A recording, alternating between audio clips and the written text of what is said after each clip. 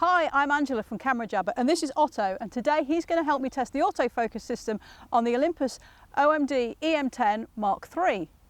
It's going to be an autofocus test. I've set the camera to shutter priority and I've set a really fast shutter speed. I've got an 800th of a second at the moment. Sensitivity is automatic, and obviously the camera will set to the aperture itself. I've set the sequential shooting, and I'm set to continuous autofocus. And first off, I'm going to use all of the autofocus points. So I'm going to let the camera decide which autofocus point to use. Let's see what happens. Fetch!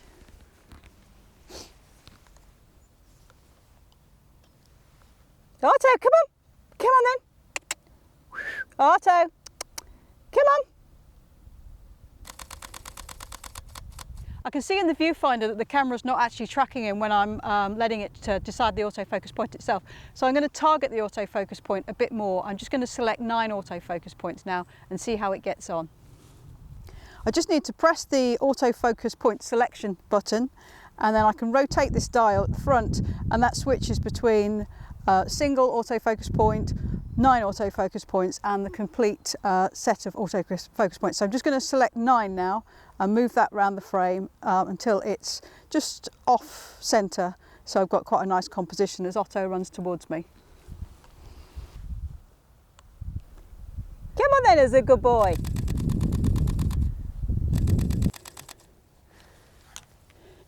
The camera's not quite getting it, so I'm going to try using just 1 autofocus point and just try to keep the that point on him.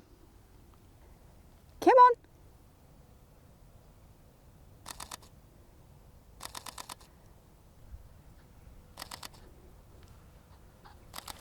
Good boy, good boy.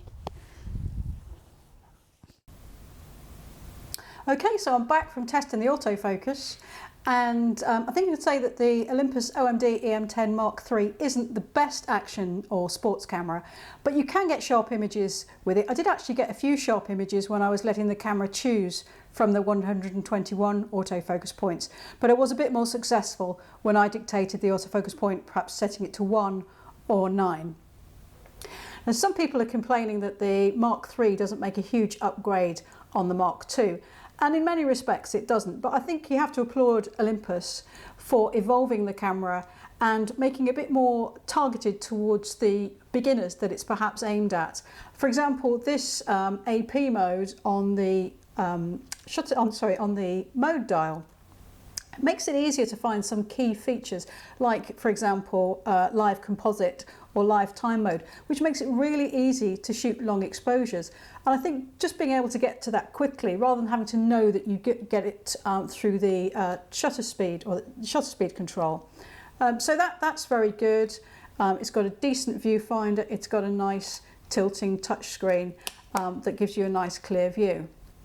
Other nice things about the Olympus OMD E-M10 Mark III, it's got a good stabilisation system. I found when I was using this lens at the longest point, the 42mm point, I could get about a 3 1/3 exposure value extension on the shutter speed.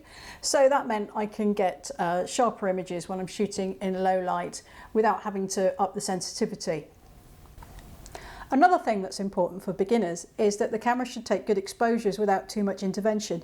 And in the ESP mode, actually, the E-M10 Mark III does do that. It's very good. I didn't need to use the exposure compensation very often.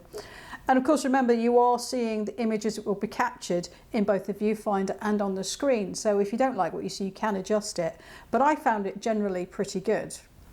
Something else that's impressed me with the Mark III is that the JPEGs can withstand quite a bit of brightening, about 2.5 to 3 EV. So if you underexpose the image, perhaps to protect the highlights, or just because you made a mistake for some reason, you can reasonably successfully brighten them. I should imagine that the RAW files will be better, but obviously I'll check that when the RAW conversion software comes out or Adobe updates Camera Raw.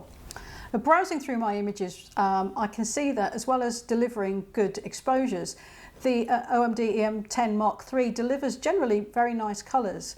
But as always with Olympus cameras, there's lots of different ways to produce your image. You know, you might want to apply an art filter or one of the picture modes. And if you don't like what you're getting, then sometimes it's just a question of adjusting the picture mode. But generally, the results look really nice. One area that particularly impressed me was with the handling of red. Sometimes that can be quite challenging for some cameras. And I photographed some red poppies in the sun, and actually the Mark III did a really good job of rendering the reds. There's no blockiness, there's no posterization, there's just nice tones, and it looks very natural. So that's very pleasing. I've recommended the Olympus E-M10 Mark I and Mark II to quite a lot of people, and I'll certainly be recommending the Mark III as well. It's got a really nice compact body, it feels solid. It might not have the weather seals of the models above it in the Olympus range, but it feels good. It's going to survive a bit of life in your bag or in your sort of your coat pocket. With the 14 to 42 lens, it's a really travel-friendly little camera.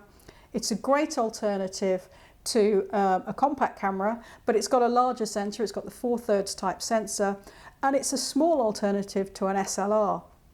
It's got all the sort of controls that you expect from an SLR, but actually it's got some clever features as well. I mean, the art filters produce some nice results. I love live composite mode. The touch screen's great. It's got a good viewfinder, and I think it serves its purpose as being Olympus's entry-level OMD camera, but it's also a useful alternative for experienced photographers who want a small camera to carry with them everywhere.